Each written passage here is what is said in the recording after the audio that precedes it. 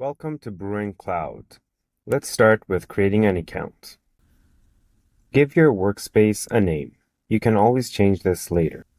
There are two paths you can take. For this demo, we're going to start with the AI Data Analyst. The first step is to connect your data. You can select from one of the data sources that we have available and enter the information accordingly.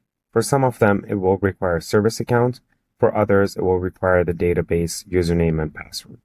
Let's go ahead and create our connection. The connection will be tested and validated to make sure that it actually works. Now that your data is connected, you're all set to start using the AI Data Analyst. Go ahead and send your first message. The agent has completed the analysis after 5 minutes and 14 queries. It has created our entire report for us. We can easily see the charts provided here, as well as CSV files that have been exported and the PDF report that we requested.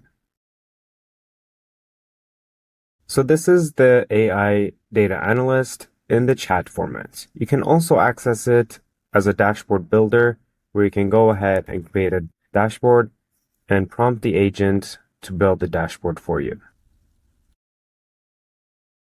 The agent has built the dashboard for us with charts as well as filters. You can go ahead and publish and share it with your team members. You can also set up integrations into your Slack, Teams, WhatsApp, and other chat tools. Under agent settings, you can reconfigure the agent.